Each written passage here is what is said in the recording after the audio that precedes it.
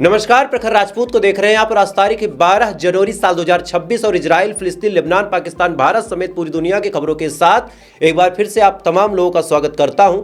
दोस्तों, इस वीडियो में हम आपको बताएंगे कि कैसे इस समय रेजा पहलवी, जो कि ईरान के ही शख्स हैं लेकिन अपने देश को जलाने के लिए, अपने देश को मरवाने के लिए इस हिसाब से बयानबाजी कर रहे हैं कि इस समय ईरान की आवाम पागल हो चुकी है और ईरान के अंदर 580 से ज़्यादा लोगों की मौत हो चुकी है। ये एक बहुत बड़ी खबर है, इसको अभी हम डिटेल में एनालिसिस करेंगे और साथ ही इस वीडियो में हम आपको ये भी बताएंगे कि अमेरिका ने ईरान को लेकर एक बहुत बड़ा बयान दिया है और इस बयान के बाद ईरान के अंदर उथल पुथल का माहौल है और बहुत जल्द चांसेस ये बता रहे हैं कि आयतुल्लाह खamenei की जो सरकार है उसको उखाड़ के फेंका जा सकता है। शायद ये शब्द आपके लिए कड़वे हों, लेकिन सच्चाई से रूबरू करवाना मेरा काम है, तो इस वजह से इस खबर को भी हम डिटेल में एनालिसिस करेंगे। और साथ ही ममता बनर्जी ने मोदी सरकार पे एक ऐसा आरोप लगाया है, हालांकि आरोप 2-3 दिन पहले का है, लेकिन अब आपके सामने इसकी डिटेल सबूत के साथ में बातचीत करूंगा, तो इस खबर को भी जरूर देखिएगा। और साथ ही इस समय इजराइल ने भी कुछ बड़ी तैयारी शुरू कर दी है और ईरान की आवाम को इजराइल ने कुछ मैसेज भेजा है। अब ये मैसेज कौन सा है इसको भी हम आपको डिटेल में बताएंगे और साथ ही तमाम मिडिल ईस्ट की बड़ी खबरों को आपके सामने रखेंगे। यानी यकीन मानिए, आज की जो खबर है बहुत ज़्यादा अहम है, बहुत ज़्यादा इंपॉर्टेंट है, इस वजह से वीडियो को लास्ट तक जरूर देखिएगा। चैनल पे नए हैं तो वीडियो को लाइक करके, चैनल को सब्सक्राइब करके अपना प्यार जरूर दे दीजिएगा। और साथ ही इजराइल और ईरान की इस जंग में आप किसके हक में दुआ कर रहे हैं कमेंट करके बताइएगा। और एक बार आप लोगों का दिल से धन्यवाद करता हूँ। आप में से कई सारे मेरे ऐसे भाई हैं, कई सारे ऐसे बहन हैं जो मुझे 2 रुपये, 1 रुपये, 10 रुपये, ये तमाम रकम दे के ये बताते हैं कि प्रखर भाई तू मेहनत कर, हिम्मत मत हार, तेरे साथ मैं खड़ा हूँ। यहाँ पे कई सारे लोगों का सवाल उठ सकता है कि भाई 10 ही रुपये तो दिए हैं, इतना क्या खुश हो रहा, 10 रुपये में क्या आता है? भाई साहब, वो 10 रुपये नहीं है, ये बगल में आप जो देख रहे हैं 1 रुपया नहीं है, ये वो भरोसा है कि हाँ, प्रखर राजपूत सही पत्रकारिता कर रहा है। नहीं तो आप सोच के देखिए कि भिखारी को भी आदमी 1 रुपया देने से पहले सोचता है कि सच में इसको आवश्यकता है या नहीं। ये जो 1 रुपये, 10 रुपये मुझे आप लोग देते हैं, ये आपका भरोसा मुझ में है, तभी आप देते हैं। तो आप तमाम लोगों को दिल से धन्यवाद, ऐसे ही प्यार करते रहे। तब तक दोस्तों मैं एक एक करके आपको खबरें बताता हूँ और सबसे पहली, सबसे बड़ी, सबसे अहम खबर ये है कि ईरान के अंदर मौत का मंजर है। और ऐसा क्यों कह रहा हूं, इसके पीछे पूरी कहानी क्या है आपको डिटेल में बता रहा हूं। दरअसल ईरान के अंदर प्रोटेस्ट बड़े भयानक लेवल पे हो रहा है। लेवल इतना इंटेंस है कि जगह जगह लड़कियां भी बेहुरमती, बेअदबी पे उतर आई हैं। सिगरेट जला के खamenei की तस्वीर जलाना या फिर पब्लिक में आके ज़बरदस्ती अनाप शनाप गाने गाना, ये तमाम चीज़ें ईरान की सड़कों का आम हाल बन चुका है। इसी बीच ईरान के अंदर जो मोसाद के लोग हैं, जो CIA के लोग हैं, उन्होंने आवाम को भड़काना शुरू किया। उन्होंने आवाम से कहा कि देखो, हर जगह शांति से बात नहीं चलेगी, आपको काम करना है तो आपको सबसे पहले हथियार उठाना पड़ेगा, नाराए तकबीर करना पड़ेगा। समझ रहे? अब ये बात जब बोली गई तो आवाम तो ऐसी पागल है, वो भड़क गई। भड़कने के बाद उसने बाकायदा IRGC से झड़प करने की कोशिश की, IRGC के कमांडरों को मारने की कोशिश की और इसी बीच सामने से भी एक्शन हुआ। ऐसा नहीं कि IRGC को मैं बहुत क्लीन चिट दे रहा हूं, उन्होंने भी फिर बंदूकें उठाए। उसके बाद जो भयानक क्लैशेस हुए, रिपोर्ट ये है कि कम से कम 450 से 500 लोकल सिविलियन की मौत हुई है। उसके बाद जो कर्मी थे, पुलिसकर्मी, 58 से ज़्यादा उनकी मौतें हुई हैं। और BBC की रिपोर्ट के हिसाब से आपको बता रहा हूँ कि उन्होंने तेहरान की एक मोर्चरी यानी एक मुर्दा घर में जब दबिश दी, वहाँ पे जाके उन्होंने पड़ताल की तो पता चला कि तेहरान के उस मोर्चरी में 178 के करीब डेड बॉडीज रखी थी। हालांकि इस खबर पे आपका मन होगा कि एतबार ना करें, लेकिन आपको मैं एक ईमानदारी की बात बताता हूँ। यही BBC है जो पूरी दुनिया की खबरें बताती है, तो हम आप मान लेते हैं, इसको हम गोदी मीडिया की श्रेणी में नहीं रखते। लेकिन यही BBC अब अगर तेहरान की खबर बता रही है और उससे हम कहते हैं कि नहीं नहीं नहीं यार ये गलत है, तो शायद ये हमारा दोहरा चरित्र होगा। बहरहाल अलग अलग न्यूज एजेंसी पे ये बात कंफर्म हो गई है कि 550 से ज़्यादा लोगों की मौत हो चुकी है और जायज़ भी है। इतना आंकड़ा आना तो जायज़ है। वजह यह है कि जिस हिसाब से ईरान की आवाम पागलों की तरह प्रोटेस्ट कर रही है, इतने लोगों का मरना तो फिक्स था। बहरहाल इसी बीच 3 बड़ी बातें आपको बताता हूं। पहली बड़ी बात यह है कि रेजा पहलवी यानी ईरान के राजा के आखिरी बेटे, इन्होंने ईरान की आवाम के लिए एक मैसेज भेजा और कहा कि ईरान की आवाम को सड़कों से हटना नहीं है, ईरान की आवाम को सड़कों पे डटे रहना है, ऐसे ही प्रोटेस्ट करना है, थोड़ा सा तो खून ये आंदोलन मांगता ही है। यानी 1000-2000 लोग तो मरेंगे, लेकिन इसके बाद रेजा पहलवी का झंडा सबसे ऊपर होगा। और एक बड़ी बात इन्होंने बोली, इन्होंने कहा कि अब अंतरराष्ट्रीय समूहों से मदद आने वाली है। यानी रेजा पहलवी ने यह बात क्लियर कर दी कि बहुत जल्द जो विदेशी ताकतें हैं वो ईरान के अंदर इंटर करेंगी। और इसी के जस्ट बाद प्रोटेस्ट जो था और उग्र हो गया। दूसरी बड़ी बात सुनिए, डोनाल्ड ट्रंप ने एक बड़ा बयान दिया। हालांकि डोनाल्ड ट्रंप के बयान को हम कितना सीरियस लें, अक्सर ये बंदा कुछ भी बोलता है, लेकिन जो कुछ कहा वो आपको बता देता हूं। डोनाल्ड ट्रंप ने साफ तौर पे कहा है कि ईरान के नेताओं ने डोनाल्ड ट्रंप को फ़ोन किया और फ़ोन करके कहा कि वो नेगोशिएशन करना चाहते हैं, यानी बातचीत करना चाहते हैं। साथ ही ये भी कहा डोनाल्ड ट्रंप ने कि ईरान के नेता हार चुके हैं, जो प्रोटेस्ट हो रहा है उस प्रोटेस्ट के आगे झुक चुके हैं, और आलम यह है कि अब वो हमसे बातचीत करना चाहते हैं। क्या कुछ कहा, पहले आप वीडियो देखिए, फिर इसके बारे में आपको मैं डिटेल बताता हूँ। वीडियो देखिए।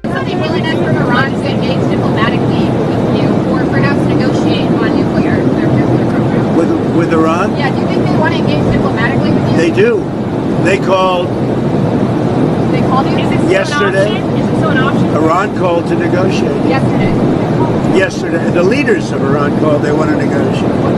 I think they're tired of being beat up by the United States. Are you sure you think they're on that call? Iran wants to negotiate. Yes, Negotiate what? we may meet with them. I mean, a meeting is being set up, but we may have to act because of what's happening before the meeting. Right. But a meeting is being set up. Iran called. They want to negotiate. Thank you very much. इस video में आप साफ तौर पे देख सकते हैं कि डोनाल्ड ट्रंप ने क्लियरली कहा है कि ईरान के जो राजनेता है वो हार चुके हैं और हमसे नेगोशिएशन के लिए फोन पे लगातार बातचीत कर रहे हैं। मतलब ये कि ईरान के जो नेता हैं, चाहे वो पजेस्कियन हो चाहे खमनेई हो, वो डोनाल्ड ट्रंप के आगे झुक गए। उन्होंने फ़ोन किया, फ़ोन करने के बाद कहा कि भाई साहब मदद कर दो, हमारी सत्ता गिर जाएगी। और इन्होंने कहा कि ठीक है देखते हैं।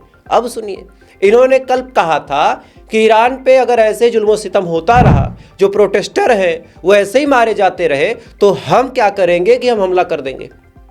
और इसी के जस्ट बाद खामनेई का बयान आया था कि अगर तुम ईरान पे हमला करोगे तो हम इजराइल को ठोक देंगे। और इसी के बाद इजराइल हाई अलर्ट पे था। ये बात मैंने आपको सुबह बता दी थी, एक बार फिर से आपको बता दे रहा हूँ। अब रही बात डोनाल्ड ट्रंप के बयान को सीरियस लेने की, तो आज डोनाल्ड ट्रंप ने अपने social media account truth social पे एक तस्वीर पोस्ट की, जिसको आप अभी स्क्रीन पे देख रहे होंगे। इसमें नीचे कैप्शन में देखें, इसमें लिखा है फॉर्मर प्रेसिडेंट ऑफ वेनेजुएला, यानी इन्होंने अपने आप को वेनेजुएला का राष्ट्रपति घोषित कर दिया। अपने आप को वेनेजुएला का राष्ट्रपति घोषित कर दिया खुद से ही। और हम डोनाल्ड ट्रंप की बात को सीरियस ले रहे हैं। अगर हमें डोनाल्ड ट्रंप की बात को इतना ही सीरियस लेना है तो फिर हम ये भी मान लें कि वेनेजुएला के राष्ट्रपति हो गए। खैर, अब रही बात डोनाल्ड ट्रंप के उस बयान की कि चूंकि ईरान के अंदर प्रोटेस्ट हो रहा, पब्लिक की डिमांड नहीं सुनी जा रही, इस वजह से ये ईरान पे हमला करेंगे, तो भाई साहब सबसे पहले तो आपको इजराइल पे हमला करना चाहिए। चूंकि आज रिपोर्ट आप अपनी स्क्रीन पे देखें कि इजराइल के अंदर भी भयानक लेवल पे प्रोटेस्ट हो रहा है, और जो 7 अक्टूबर की घटना घटी थी उसको लेके नेतन्याहू शक के घेरे में आ चुके हैं, क्वेश्चन मार्क लग चुका है, और पूरी पब्लिक ये जानना चाहती है कि इस हमले में जो हुआ था 7 अक्टूबर को हमास द्वारा, उसमें नेतन्याहू का कोई हाथ था या नहीं था। यानी अब इजराइल की पब्लिक ये जानती है कि जो हमला हुआ था उस हमले को जानबूझ के नेतन्याहू ने अपने ऊपर करवाया था। और इसी को लेके आज हजारों लाखों की तादाद में लोग सड़कों पे हैं। तेल अवीव की जो सड़कें हैं वो जाम हैं, और आलम यह है कि प्रोटेस्ट वहां पे बहुत गंदे लेवल पे हो रहा, और चांसेस ये हैं कि नेतन्याहू की सरकार गिरा दी जाए। तो अगर ट्रंप को कुछ करना है तो सबसे पहले वो काम तो ये इजराइल में करे ना, हम भी देखें यार। बहरहाल ये पूरी दुनिया की बात हटा दे, सबसे ज्यादा प्रोटेस्ट तो इनके ही अंदर हो रहा। अमेरिका में भयानक लेवल पे प्रोटेस्ट हो रहा, और मैंने आपको सुबह भी बताया था कि एक लड़की को गोली मार दी गई, वो भी पुलिस द्वारा, और जनता वहां की जागरूक, वो सड़कों पे उतर गई। उतरने के बाद उसने प्रोटेस्ट करना शुरू कर दिया। तो कायदे से मिलिट्री एक्शन तो तुम अपने देश में कर लो, समझ रहे। खैर, इसी बीच अंधभक्त बड़े खुश हो रहे थे, उनको भी जवाब दे दे। जब ईरान में प्रोटेस्ट शुरू हुआ तब अंधभक्तों ने कहना शुरू किया कि बस अब होगा मुल्लों का अंत, इस्लाम खत्म, ईरान को तबाह, खामनेई को मसल देंगे भाई साहब। चूंकि खामनेई गलत है, ये जो प्रोटेस्टर हैं ये बड़े सही हैं, इनको हक मिलना चाहिए। अब अनभक्तों सुन लो, ये जो प्रोटेस्टर हैं ये प्रोटेस्ट कर रहे हैं, ठीक है, इनका अपना मामला। लेकिन इसी बीच भारत ने ईरान के साथ एक स्ट्रेटेजिक समझौता करके एक पोर्ट बनवाया था। इस पोर्ट का नाम था चाबाहार पोर्ट, और इस पोर्ट को ईरान और भारत ने ऐतिहासिक समझौते के तहत बनाया था। और इस पोर्ट का फायदा भारत को ये था कि अब हमें किसी भी यूरोपियन कंट्री में डील करने के लिए इतना घूम के नहीं जाना पड़ता। हम चाबाहार पोर्ट पे अपने माल को उतार लेते, वहीं से अपने जहाज को भेज देते, वहीं से यूरोप चला जाता और हमारा काफ़ी कॉस्ट कटिंग हो जाता और टाइम इफिशियंट हो जाता मामला। अब रिपोर्ट ये है कि जो प्रदर्शनकारी थे वो इस चाबाहार पोर्ट की तरफ बढ़ रहे हैं और चांसेस ये हैं कि चाबाहार पोर्ट पे तोड़फोड़ भी करेंगे। और इस वजह से दिल्ली में अलर्ट हो गया है। मतलब दिल्ली की जो सरकार है, मोदी सरकार, वो अलर्ट मोड पे है, भाई अपने पोर्ट की हिफाजत करनी है। और इसी पोर्ट पे ट्रंप साहब लगातार सेंसस लगाते हैं, जिससे भारत का नुकसान होता है। भारत ने हजारों करोड़ खर्च करके उस पोर्ट को बनाया है, मोदी सरकार ने, पापा ने। तो अंधभक्तों एक बात बताओ, अगर उस पोर्ट को इन्होंने तोड़ दिया तुम्हारे प्रदर्शनकारी दोस्तों ने, तो फिर भारत का नुकसान तुम्हें बर्दाश्त होगा कि इस्लाम का विरोध करते करते तुम देश से ही गद्दारी कर जाओगे? बताओ भाई, इस्लाम का विरोध करते करते, इन मुल्लों से लड़ते लड़ते तुम देश से ही लड़ जाओगे। क्योंकि चाबाहार पोर्ट के लिए रेड अलर्ट तो है। खैर, किसके मुंह लग रहा हो, कोई जवाब तो होगा नहीं। अगली खबर का रुख करते दोस्तों, और अगली खबर निकल के सामने आ रही इजराइल के हवाले से। इजराइल के प्रधानमंत्री बेंजामिन नेतन्याहू ने ईरान की आवाम के लिए संदेश भेजा और कहा कि अब हम दोस्त बन जाएंगे, सरकार गिर जाएगी और मजे ही मजे। कहाँ सुनहरे ख्वाब देख रहे हो यार, नहीं गिरेगी। खैर, ऐसे लोग जब खुश होते हैं तो थोड़ा मजा आता है इनको छेड़ने में। खैर, अगली खबर का रुख करते हैं। अगली खबर अमेरिका से निकल के सामने आ रही दोस्तों कि अमेरिका के अंदर आज ईरान के खिलाफ प्रोटेस्ट हो रहा था और अचानक से एक ट्रक वाले ने रौंद दिया है। मतलब प्रोटेस्ट हो रहा था, नारे लग रहे थे, इसी दौरान एक ट्रक वाला आता है और इनको रौंदते हुए चला जाता है। और इससे पहले बस वाले ने भी रौंदा था। यानी इस समय अमेरिका के अंदर ये जो पूरी नौटंकी हो रही है, वहां पे ऐसे हादसों को भी अंजाम दिया जा रहा है। साथ ही आज लंदन से एक वीडियो निकल के सामने आया जहां पे ये देखा जाता है कि आज इजराइल की जनता ईरान का झंडा लेके, रेजा पहलवी का झंडा लेके वहां पे चैंटिंग करे। वीडियो देखें।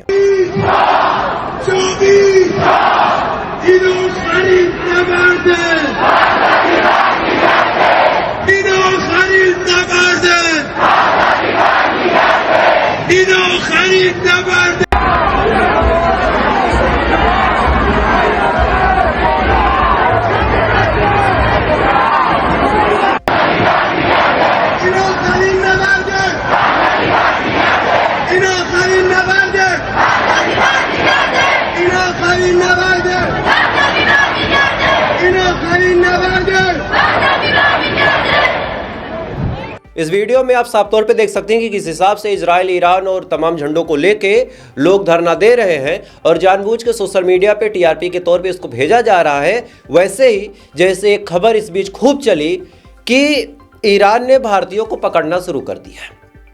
खबर के आपको डिटेल में समझा देता हूँ। दरअसल वहाँ पे कई सारे लोग प्रोटेस्ट कर रहे थे, उसमें से शायद कुछ भारत के भी थे, कुछ अफगान के भी थे। और जब प्रोटेस्ट करना शुरू हुआ तो उनका नाम निकल के सामने आया, उनका नाम FIR में हुआ। अब ये बात जब निकल के सामने आई तब लोगों ने प्रोपोगंडा फैलाना शुरू किया कि ईरान ने भारतीयों को पकड़ लिया है। पहली बात तो ये है कि भाई साहब, अगर कोई गलत कर रहा है तो फिर भारतीय होने के नाते उसको कोई छूट नहीं मिलनी चाहिए। कोई पाकिस्तानी भारत में आके प्रोटेस्ट करे तो हम भी यही चाहेंगे कि ये पकड़ा जाए।